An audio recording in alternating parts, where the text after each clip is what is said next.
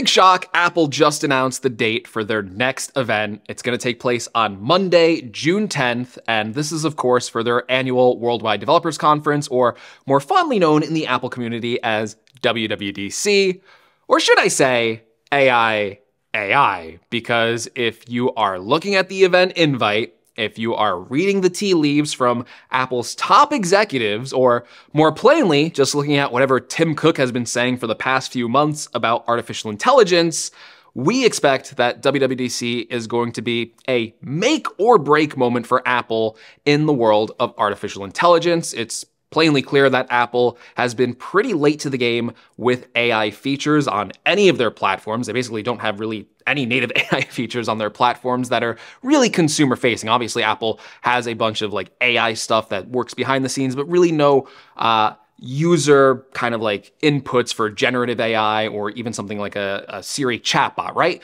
So Apple is working hard on AI, and I think basically, they are going to show it off at WWDC. Everything is pointing to that, and I really think this has to be a ground-stopping, earth-shattering event for Apple in the world of AI, because all of the attention right now in the tech industry, if we're looking at it from just a business perspective, is on artificial intelligence. We have, for the first time in a long time, Microsoft stock surpassing Apple stock. We have Apple stock on the downturn, and we also have companies like Nvidia, which have risen dramatically this past year, and even in these past few months, their market valuation is pretty close to Apple's. Like, they are the third biggest company in the world, and basically all Nvidia is doing is selling the shovels, right, like the GPUs and stuff, to make these artificial intelligence features, and just from that, they are the third biggest company in the world. So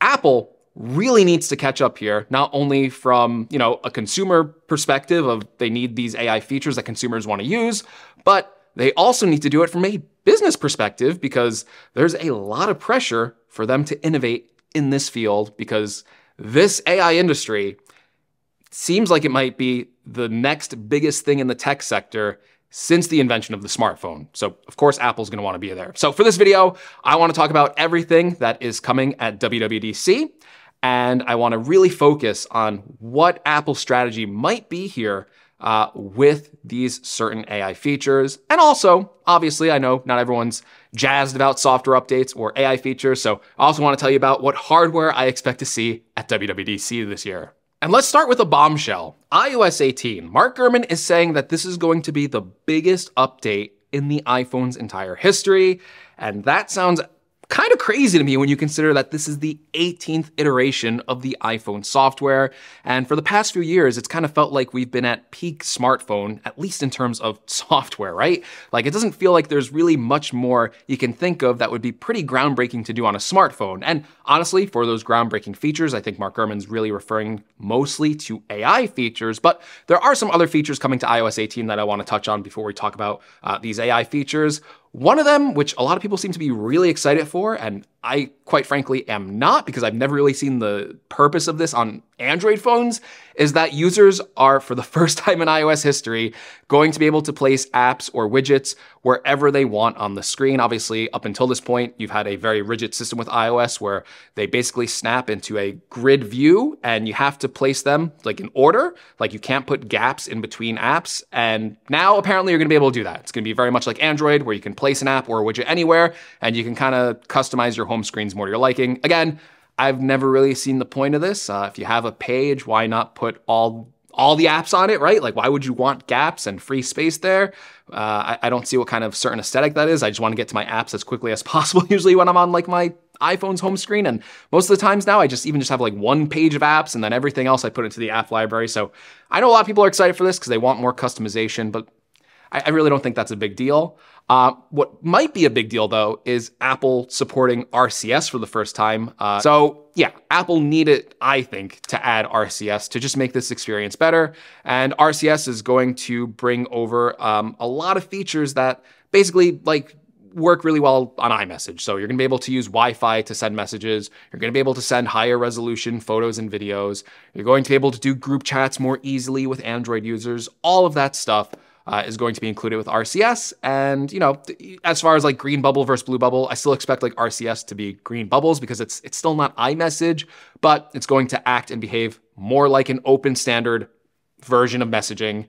And that's good. I think everyone can applaud that one. And then there might be some other iOS 18 features here or there. But again, I think the big focus and what is going to make this the biggest update in iOS history, according to Mark Gurman, is AI features. And apparently, there is a long list of rumored AI features that Apple is working on. Here is a long list I found on 9to5Mac, and you can see there's a ton listed here. A new version of Siri that's more intelligent, new AI features for Apple Music that automatically generate playlists, integration into Pages, Keynotes, and Numbers to create quick summarizations for content creation, AI features for Xcode that can complete blocks of code all on its own and help test applications, an upgraded version of Spotlight Search that is powered by generative AI and can perform complex tasks, an AI-powered wellness coach feature integrated into Apple Health and Apple Watch, new AI features for the Messages app that can auto-complete messages, answer questions, and summarize incoming text messages.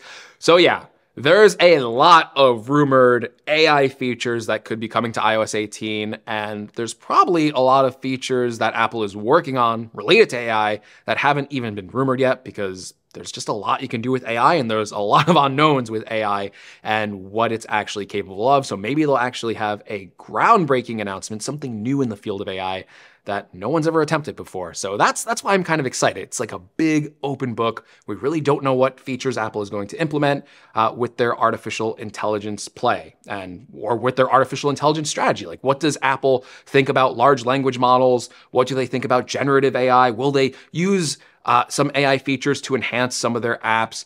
Will they bring AI features over to even more of like their professional apps? I know we're talking about iOS 18, but I would love to see some AI features on programs like Final Cut Pro. We could do like auto captions or auto cutting of like videos. I think that would be really helpful as a video editor. So Apple, there's like a whole, large area where they can improve upon. For general users, I think even like doing like photo editing is something a lot of users do, but not everyone knows how to do pretty well. So if you could just enter in like in a text field, like make the sky brighter or make this scene darker, add more color to this scene, remove this person from the photo.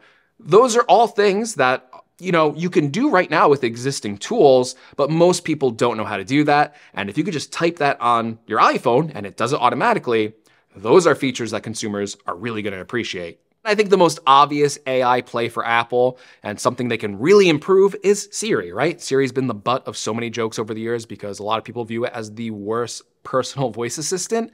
And there's a lot of things Siri gets wrong and a lot of times where Siri just fails. So if Apple can use AI and make Siri a whole lot better, give us a really good voice assistant, maybe like completely rewrite it from the ground up, then yeah, people are gonna like that. And it's gonna show that there's some really helpful things that Apple could do with AI.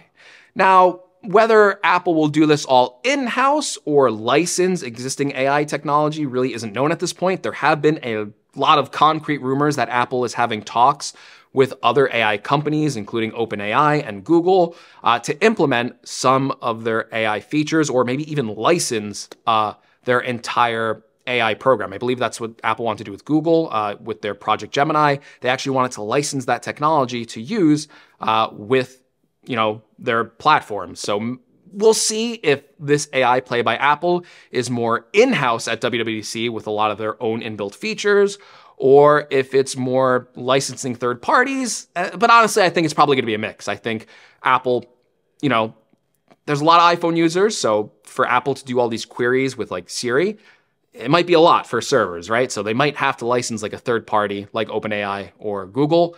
And then I think like for some of these other features that are more phone-based, then Apple will probably use their own models. And one of the reasons I say that is because I think Apple might have a unique play here with their artificial intelligence strategy, because almost every other company right now is basically using cloud-based AI, right? Like, let's say you use like ChatGPT, you enter in, like a query to ChatGPT, it kicks it off to the cloud, and then it sends a response back to your device. I think Apple is going to be more unique in this sense because when they do AI features, I think some of them may be cloud-based, but I think ultimately a lot of them are probably going to be on device. And the reason I say that is because of Apple Silicon.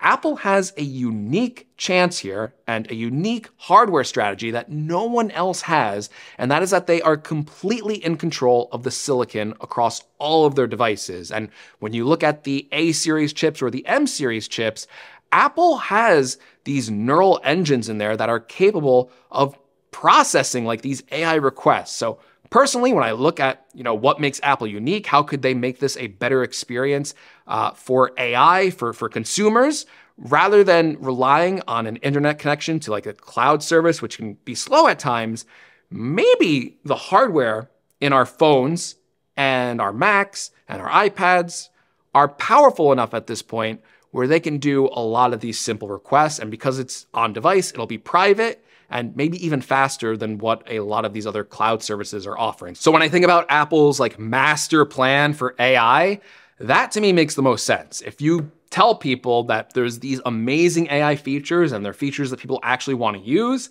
and they require newer hardware because of the neural engines in Apple's chips, I think that's a win-win for Apple, right? People are talking about the AI features and then they're also buying new hardware. And I feel like, yeah, that'll be like the smartest thing for Apple to do from a business perspective. But we'll see if they actually go that route. And I think there's a lot of benefits to going for that route as well, because all of the AI requests and stuff being done on device, it's more private, more secure. And again, if you have a bad internet connection, you don't even have to worry about that. And probably with Apple's really advanced hardware, you can probably get a lot of this stuff done pretty quickly. But we'll see.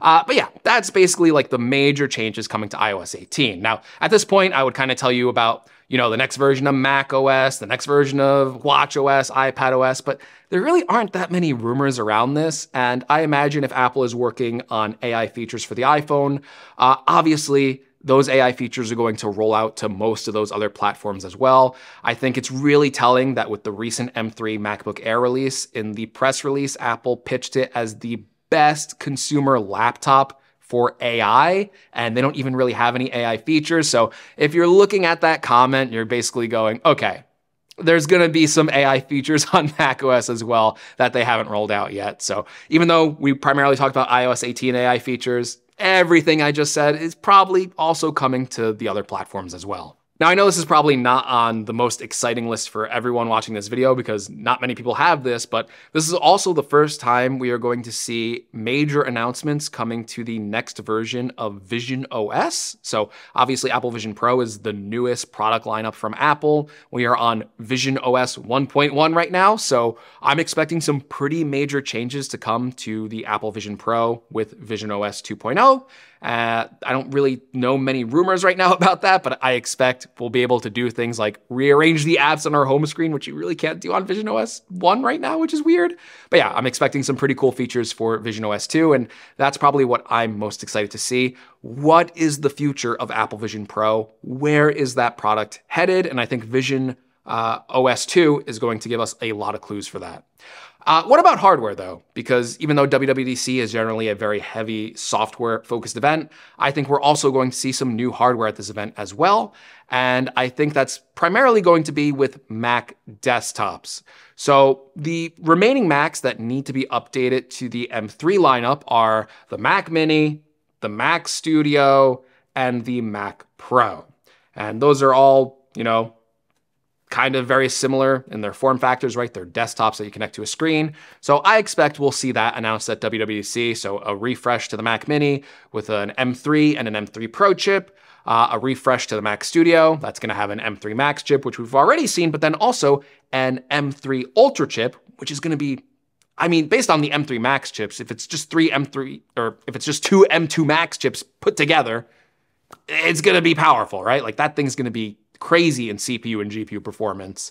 And then obviously on the high end, you're gonna have the M3 Ultra Mac Pro, which is basically gonna be the same power as the Mac Studio, but then you have a little bit more customization that you can do internally with that desktop Mac. So for hardware, I would expect to see that at WWDC. Maybe some other things too, like I don't know if AirPods Max with USB-C would be at WWDC, But I would at least expect Apple to finally update like their Mac peripherals with USB-C, because if you buy like the Magic Keyboard or the Magic Trackpad right now, they still have Lightning. So I would expect some USB-C accessories on that front too, with this whole update to the rest of the Mac desktop lineup with the M3 Mac Mini, Mac Studio, and Mac Pro. But basically, that is what I expect to see at Apple's June 10th WWDC event. I am really curious and really excited in a way that I wasn't for the past few WWDCs, because I really do think this is going to be a major moment for Apple. I think it's going to be make or break for them, especially with their strategy regarding artificial intelligence. And I really want to see, what does Apple deem important for AI features? Because Apple, philosophically, is very different from a lot of these companies that are currently pitching AI features. So I think there's a chance here for Apple to do something unique, and I'm excited to see what that is. But let me know in the comments below, what are you excited to see at WWDC this year? As always, if you like this video, give me a like. If you want to see more, make sure you subscribe to the channel, and we're going to be talking about a lot of Apple stuff very soon. So get subscribed. I'll see you in the next one.